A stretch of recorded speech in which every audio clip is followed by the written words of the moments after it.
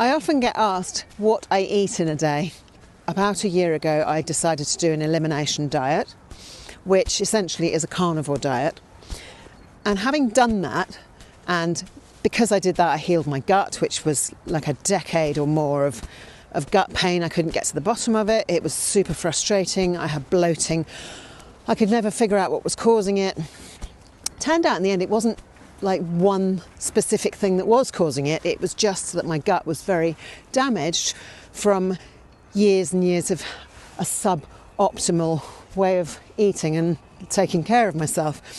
I thought I was healthy. Turns out I was anything but.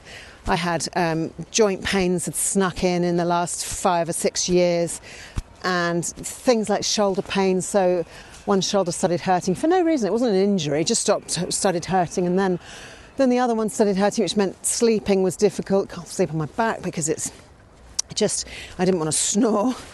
And it was just like things like that were happening more and more. Things were getting worse and worse. And eventually I decided to do an elimination diet, which was recommended by Dr. Sarah Myhill, who's an amazing doctor based in Wales.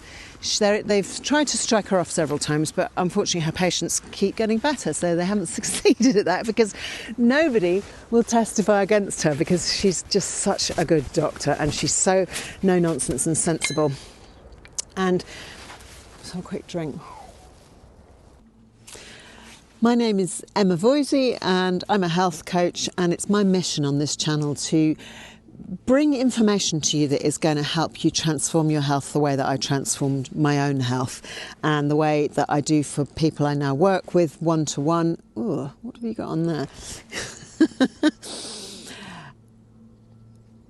And if you've watched any of my previous videos, you'll know my story, what I did to transform my own body from overweight, early 50s, kind of lost my way with my health, feeling rubbish, to the person I am today, which is like 180 degrees different from how I was. And my mission on this channel is to empower you with the same information so that you can turn your health around and get back to a more vibrant version of yourself. Dr. Sarah suggested, if you really can't get to the bottom of your symptoms and what's causing your problem, I knew that I had SIBO and SIFO.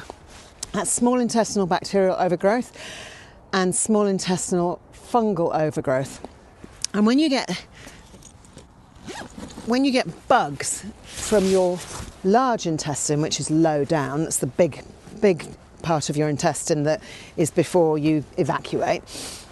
When you get bugs climbing up the digestive tract and getting into your small intestine where they're never meant to be, and then they proliferate, and then they can get into other places in your body, then you have a leaky gut because you're eating a suboptimal diet that's caused the junctions which should be tight and snug and not let anything through, because there's only one cell wall's thickness between your intestine, the wall of your intestine, and your bloodstream on the other side of it. And food particles are not ever meant to get through there. But if you end up with a leaky gut from years of eating too much sugar, too many chemicals, too many toxins, then things can get through the gut wall. So that causes problems, that causes autoimmune conditions and numerous other issues. And it also allows these bacteria, which have snuck up from the lower part of your large intestine, your bowel, then they've climbed because things like your food hangs around in your gut for far too long, because your digestion is inefficient, because you snack all the time and you never give the body a chance to fully digest and be empty before you eat the next snack or the next meal. So that isn't great for your health. Anyway, so the SIBO and the SIFO is those bugs that when they climb up and then they proliferate out of control, you can even have an upper fermenting gut. They even get right up into your stomach, where they were never ever meant to be. They were meant to stay down in your bowel, where they could do their job and be kept in check by the good bacteria and never get out of control, never proliferate. That's a difficult word.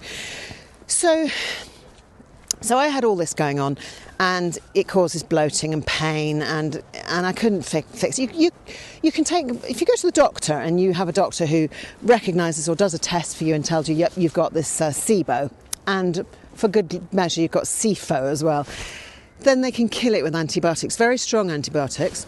But of course, if you don't address the reason you got it in the first place, it's just going to come back again. So you take the strong antibiotics, then you've compromised your gut even further, then you've killed off more strains of your friendly bacteria that you actually really need. You need them to be in there digesting your food, but now you've killed them, and some of them will never come back because some gut bugs never come back from the first time you take antibiotics. You can reintroduce them, but there are so many thousands of strains of gut bacteria that the experts who are clever about these things, they haven't even named them all yet. They're still finding out that the microbiome research is so amazing and incredible, and it's just ongoing. And so there's that, where I was given antibiotics as a child because I had various issues with respiratory things going on, snotty noses and all the things that kids get, that back in the 70s it was thought a good idea to give them antibiotics, which then caused me to get candida overgrowth, otherwise known as thrush. So that was always kicking off. That was the theme for the whole of my adult life. I had to be so careful. And all of this conspired together to give me, in my 40s, just this painful gut and seemingly no way of getting to the bottom of it. So I tried all kinds of different approaches. Eventually, I won't go into all that today, but eventually, having tried Dr. William Davis's approach, I'd been doing that for a couple of years, marginal success, but not complete because I was still eating carbohydrates. I decided to do an elimination diet, and then following on from that, elimination diet, aka a carnivore diet, I went on to Candy Fraser's plan and finally fixed everything. Candy Fraser, who is the inventor, the creator of the Primal Bod program, and I started doing that at the beginning of May last year, and that healed everything. That was the final, I'm not going to say the final nail in the coffin, that was the final piece of the puzzle. That's much better. Nail in the coffin sounds a bit terminal, doesn't it? So what do I eat in a day? That was the purpose of this little video. I eat breakfast most days. I wake up, I have a herbal tea, I whip the dog outside, I get the light in my eyes now that we've got longer days, not in the winter time. It was too dark. So I wake up between about 6 and 6:30. I never use an alarm because I just go to bed early enough, around about 10, that I just naturally wake up around 6:30, have a herbal tea and a big glass of a mug of water, with filtered water always, don't drink tap water, it's full of awful stuff. Get yourself a really good water filter so that you don't have to drink tap water, because you're doing all these other things for your health. Why are you still drinking tap water if you are? In my first cup of water, I put half a teaspoon of salt, like a mineral salt, like Redmonds, and a few drops of iodine. I've been doing that for about 18 months, so I'm pretty sure I've got to sufficiency with iodine now. If you'd like Dr. Sarah Myhill's chart to show you how many drops of iodine you need to take of different strengths, then send me a message via my website and I'll send that over to you. Then I have my herbal tea. Simon makes that for me. Come on, whilst I whip the dog outside. And then we do yoga. Now, this is tricky. I don't want to fall down this slippery path. It's not too bad, actually. Do the yoga, that's 20 minutes, sometimes half an hour if we're feeling really energetic. Then I have a coffee. And most days that's black coffee. It's like real espresso that I make. And I blend a good spoonful of butter into it, because butter has less lactose in it than cream. So heavy cream, which I sometimes have, but definitely not on a day when I'm fasting. So even if I'm fasting, I'll put a bit of butter in my coffee. I'm not hardcore enough to drink black coffee. I think it tastes disgusting. I've tried so many times. If I'm travelling and I don't trust the milk and I can't blend butter into it, I'll just drink it black then. But it's really, I shouldn't drink coffee at all. But I do love my coffee first thing in the morning. And it's kind of like the whole ceremony of it. I have coffee, I sit down next to Simon, who's my husband and my best buddy, and we journal. And we started doing that about 2 2.5 years ago. I read Hal Elrod's book called The Miracle Morning. That's how I got this morning routine. And Simon joins me and does the same thing. And we write in our journals and we drink our coffee. We have 2 cups.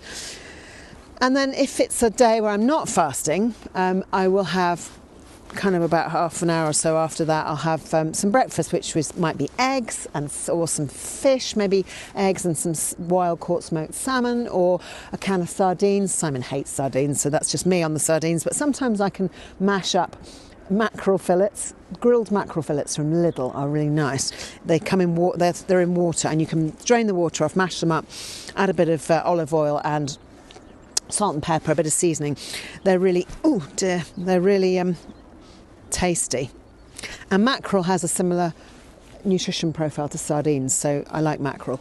So try and eat mackerel and sardines about at least 3 times a week. Lots of protein. So a can of mackerel or a can of sardines is nearly 20 grams of protein in it. So if you team that up with, say, 4 eggs, and they're 8 grams of protein each, that's kind of 50-60 grams of protein, 50 grams of protein straight off. So since I'm talking about what I eat and what a day looks like for me with eating, it's also important to point out that I am aiming, when I say front load your day with protein and front load your plate with protein, I'm talking about, my goal is I aim for 1 gram per pound of ideal body weight. So for me, that breaks down to about 130 grams of protein a day, which when I first aimed for that, it seemed like an awful lot, and I had to work on my strength of my digestive enzymes. I had to increase the acidity of my stomach to be able to cope with all of this extra protein, because I just wasn't used to eating that much.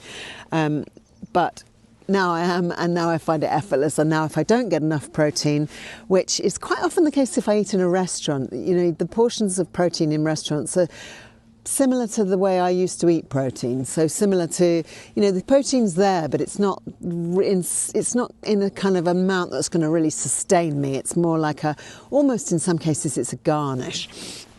So 1 gram of protein per pound, that's what I'm aiming for. I don't hit it every single day. Some days I eat more than other days, but I often find when people are struggling with weight loss and they've got stubborn body fat that they can't seem to shift, that increasing the protein is a way to, rather than increasing fat, because if you follow a ketogenic diet, then you may think that you've got to eat large amounts of fat, but not if you're trying to shift fat from your own body.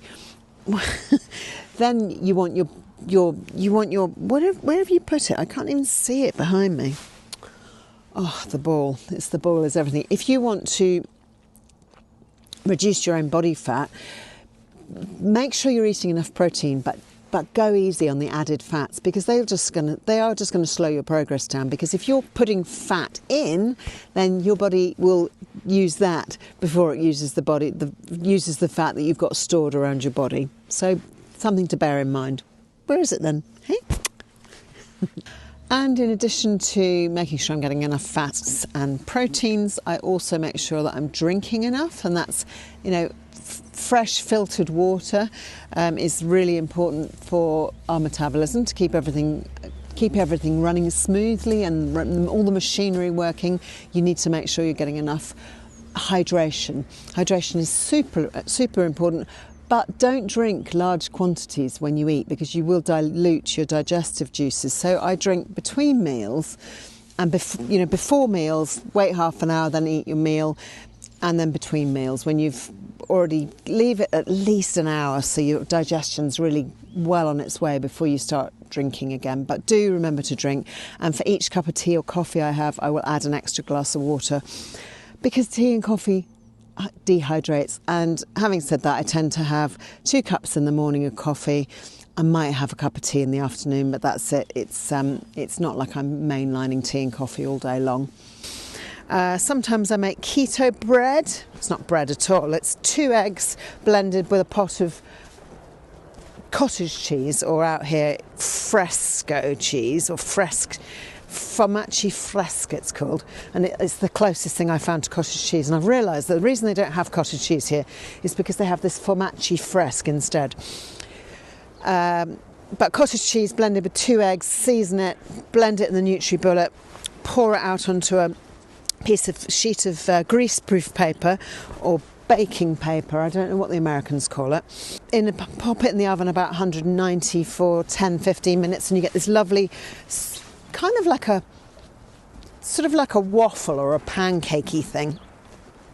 And you can use it as a wrap. You can let it go cool and then wrap other things into it. So sometimes I might have, if I've got beef in the fridge, if I've got ground beef mince, I might make up a beef mince and a bit of onion, perhaps half a courgette chopped up into that, and then put eggs on the top, maybe a bit of tomato, like a shakshuka, that kind of idea. So then you have a bowl of something really warming and delicious for your breakfast. So those are some breakfast ideas.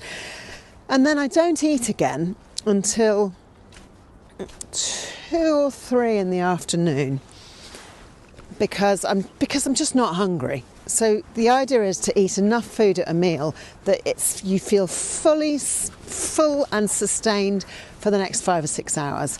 If I don't feel like I've had enough if I don't eat enough at one sitting, I can't get through to 5 or 6 hours. So that's my goal. I eat enough so that I don't need to eat again. I certainly don't snack like I used to, just snack all day long.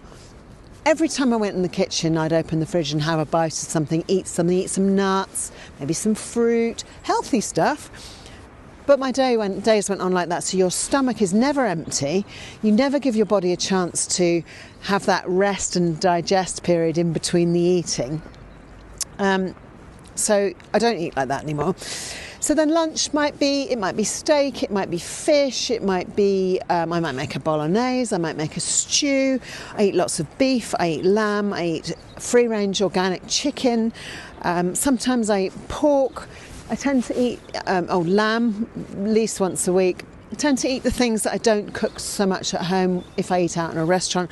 We're very lucky here that we have these restaurants that do fantastic grilled meats on a brasa, on like a grill. So they actually burn them on an open wood fire, and they're really tasty. When I eat out in restaurants, I eat things I don't get so much at home, like different cuts of steak. But I go to the butcher every week and buy my meat fresh.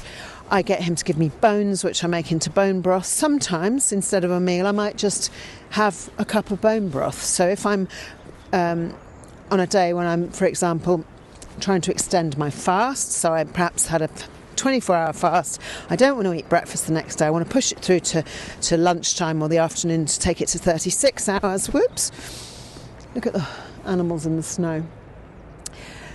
And that's when bone broth comes in. It's a really delicious and warming and tastes good. I've got a recipe, actually, a method for making bone broth. I've just put a link to the video just up there so you can watch that. If you don't know how to make bone broth, it's super easy, and if you can find a friendly butcher who will do it for you, give you bones for free, amazing, right? Free food. All you got to do is sling some onion, maybe a carrot in there, and free food. Yeah, garlic, really good for you. That's a really good way of getting collagen into your diet, is to eat bone broth rather than having it as a supplement. So rather than spending money on collagen as a supplement, I just eat it in the form of real food, and actually don't have to spend any money on it, because my butcher, to be fair to me, I spend so much money at my butcher each week, although I'm not a carnivore. And I want to just to reiterate that, because it sounds so wacky and out there and restrictive, and I eat some vegetables. Occasionally I have a piece of fruit. Yes, last night I had a tangerine, it was delicious, but I don't do that very often. But I don't have a weight problem anymore, and my gut has been healed, so I don't have to be so careful about what I avoid. Yes, when you spend as much money at the butcher as I do, you kind of feel like you need some free bones once a week. What else? I make my own yogurts so that I ferment. When I have milk, it's fermented. Often I'll make them with goat's milk, or sometimes I can even get sheep's milk. I make sheep's milk yogurt. And sometimes I have a square of chocolate. If I do eat chocolate, it'll be like 75% or above of cocoa. Sometimes I'll have some macadamias or some pistachios. But that's now, after doing this for nearly a year and knowing that my gut is healed and I no longer get that awful bloating. And I no longer have SIBO or SIFO because I've done the tests and I know that I'm clear of it. And I no longer have all those issues that I used to have. I don't get headaches. It's all healed. It's all good. It's all gone away. Look at the snow on the mountain over there. It's so pretty. We had so much snow the last few days. But we are in March, so of course it's all drippy now and melting. And down there is my town of La Massana, which I must now go to because I've got to go and buy some paper for Simon, who's working from home today. And poor Mikey's shivering. He says, get a move on. And I need some butter. So off to the supermarket with me. Thank you for watching. I hope that was helpful. And if you have any questions, as always, put them in the comments. And need more information about how I work one-to-one with clients, go to my website. And I don't take on that many new clients because it's how much time I have, but you can always send me a message to see if I have space. And thank you for watching, and I will see you on my very next video. Please remember to like and subscribe if you haven't done so already, and bye for now.